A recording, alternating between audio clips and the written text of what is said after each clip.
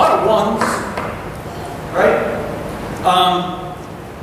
So many ones that I'm going to read it again, and then I'd like you to count it. All right, and we'll see if we all come up. So yeah, get your fingers. You don't need more than 2 hands. Okay, guaranteed. So you can leave your shoes on. Let's see how many we get.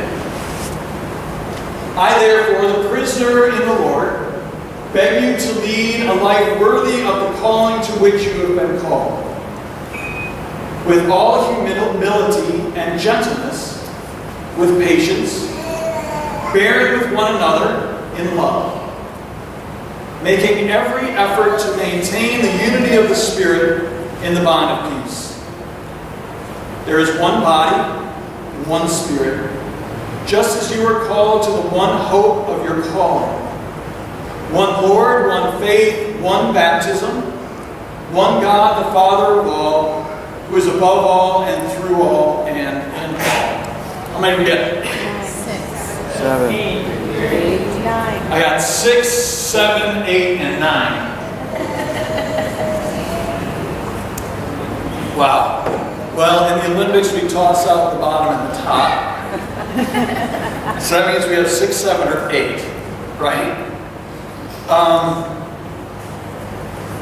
I count 7. I count 7 if you take out the one another. I added. All right, so if you kept one another, then that's 8 and you're good. All right, that's like going to the replay and you see that you're actually in bounds when the volleyball hit. Okay, so that's okay. Otherwise, what he's really talking about is these 7 main things. And it's these 7 ones that Paul is talking about that helps us stay rooted in who we are. How we stay rooted as a community, how we stay rooted in this amazing thoughtfulness that God had when God created each one of us.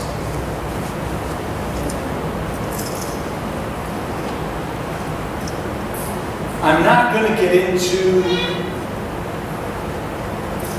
whether we came out of sludge or if there was just, if the world is actually 7,000 years old. So I don't believe that, but I'm not going to get into it.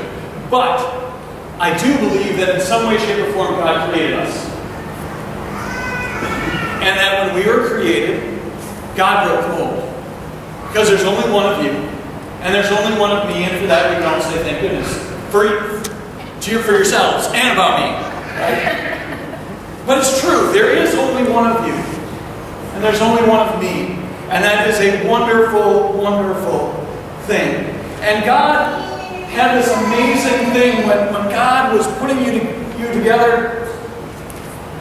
And God continues to say this kind of stuff as we're going through our lives. And we may not always hear it because our ears may not be on correctly. But God says something to this effect. Check this out. The world would not be the same without you. The party wouldn't be exactly the way it is without you because you are beautifully and wonderfully made. I did it. I don't make no junk. So get out there and use what I've given you. That's what he says.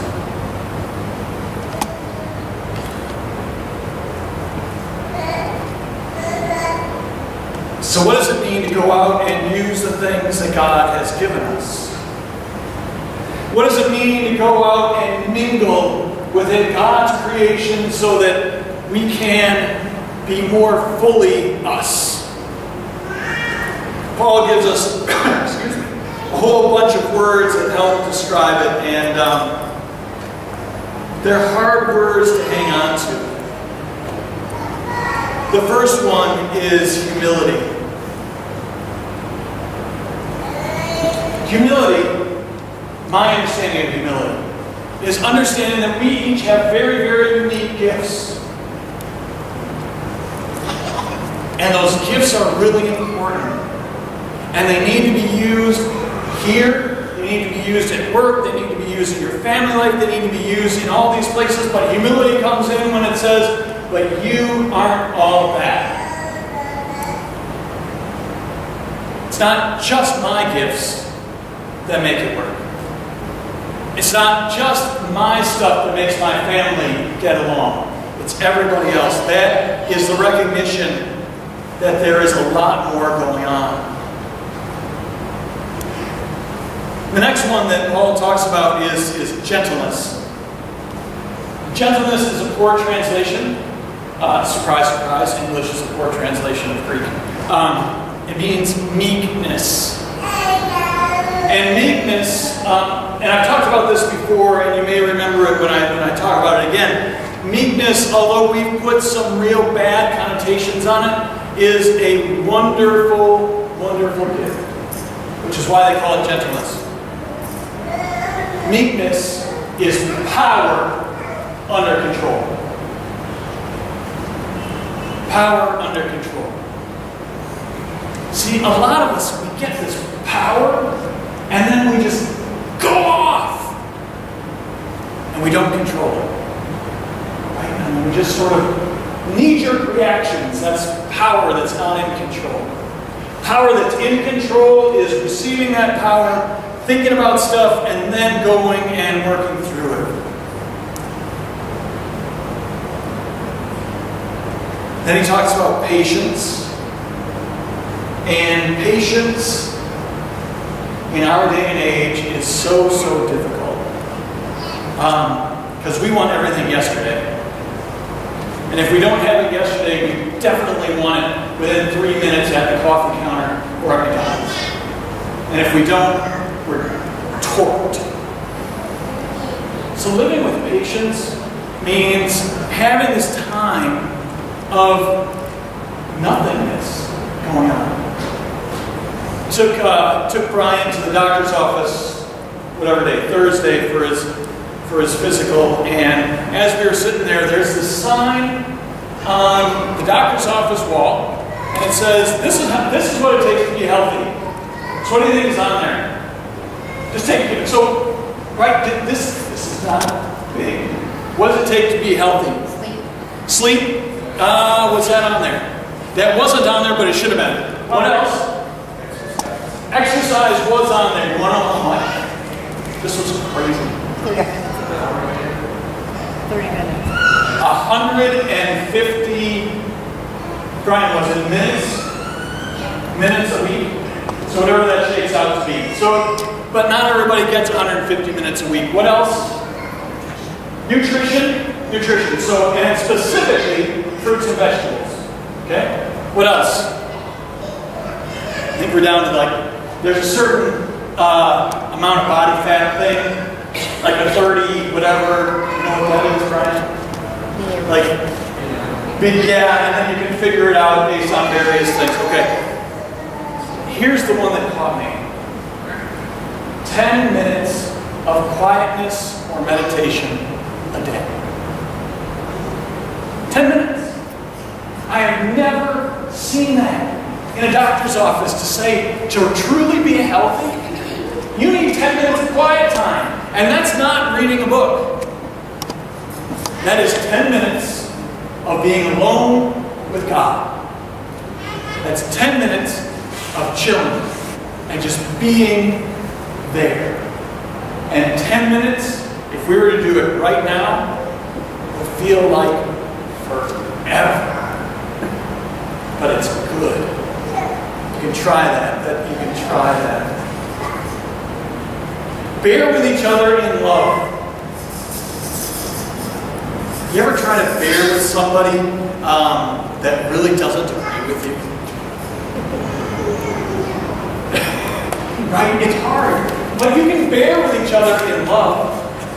Doesn't mean that me and Gary have to agree. But we can bear with each other in love. Right? We can do that. And we can even live in one relationship and in one community together in love because we can bear with each other and understand that there's this communication thing that's going on.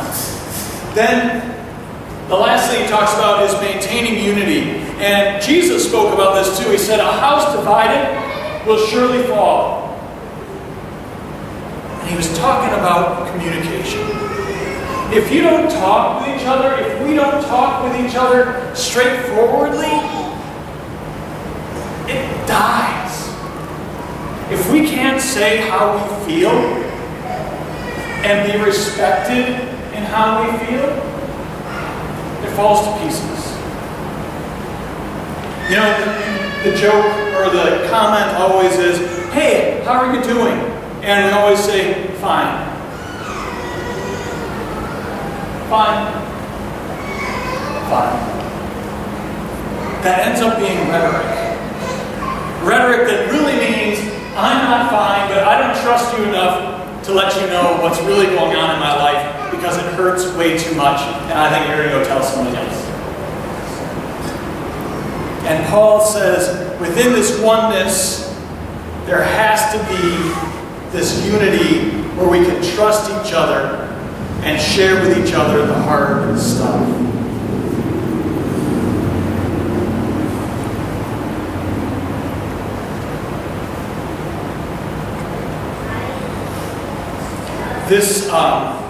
This whole book, this letter that Paul is writing, has this real sense of urgency that you can't really feel when we read like 6 verses at a time. But if you read the whole book at once, you would see that Paul has like this major urgency going on to try to figure out what is happening in these congregations in this one area, and because there's this huge potential for stagnation. And we talk about that later on in our worship time. We talk about it as a pond. I can't remember how the words go. Whatever, you'll hear it again. But a pond that has nothing coming into it stinks. Right? It just smells bad.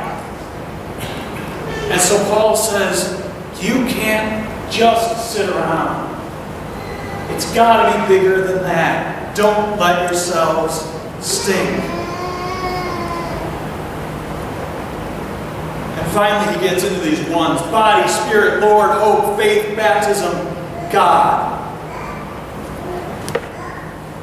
And how do we reflect this oneness with humility and meekness and patience and bearing with each other?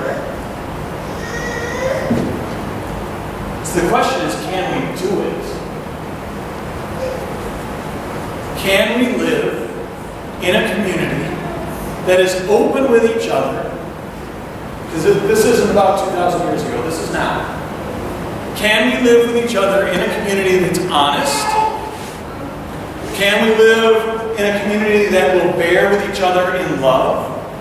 Can we live in a community where we may not agree?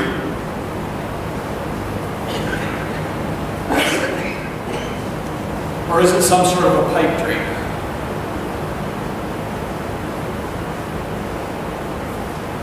It's a big challenge.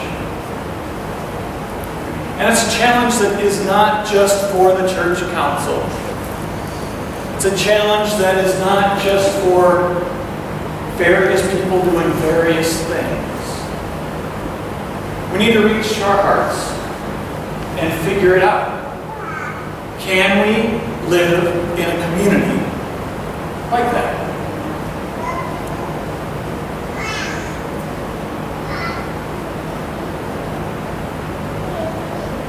One of the greatest things about this particular community is that I think that we can. And that's not from my own little pipe dream, because you all know that I live in my own little rose-colored stuff most of the time. Anyway, but here are things that I have heard about this place. I really like Zion because I know people and they know me. Or it feels real here. Or I feel safe testing my faith with questions. And people won't say, you're wrong. See, I think that within this unity part that Pastor Paul was talking about, we need to go back to some of our roots and see how Zion is rooted. And it feels to me, this is going to sound really funky, all right, just so you know. what do you do in laboratories? I'm just going to get this, we'll set this up a different way. What do you do in laboratories? Test. You test things, and then if it doesn't work, you change something in it and you try to figure out, okay,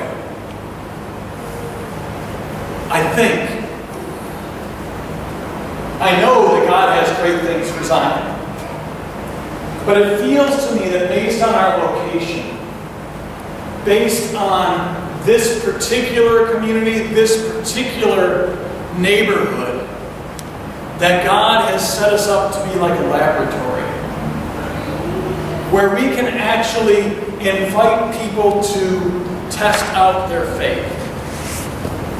That you don't have to be Christian to come here, but you can come here, maybe learn what it means to be a Christian, and make some decisions and follow in that laboratory kind of living. I believe that the better that we become living with humility and meekness, patience and bearing with each other, that this lab will be so fruitful. Not in more people, not in more money, but in like spiritual dynamos. Spiritual redwoods was what they used to call them. With maybe spiritual pine trees is better for us, because spiritual pine trees, like that root goes bam down super deep. And they hold on, so otherwise they'd all be knocked down. I think that can happen. But it takes being real. And it takes being honest. And it takes being willing to be hurt.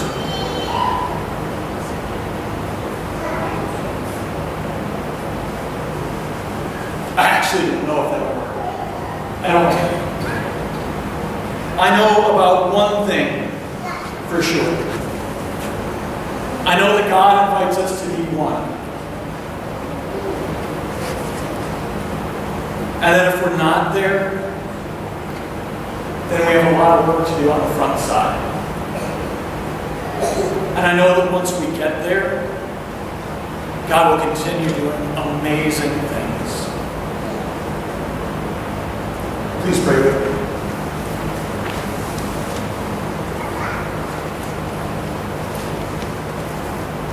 God, you give us gifts of patience and love and humility and meekness.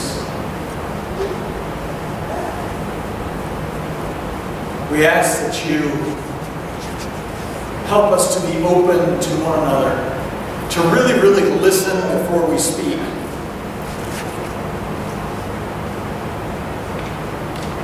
To take the time that some days it feels like we just don't have.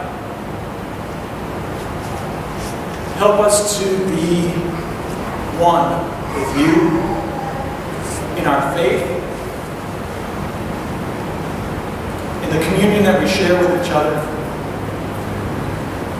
and in the love that you have for us in your Son, Jesus. And it's in his name that we pray. Amen.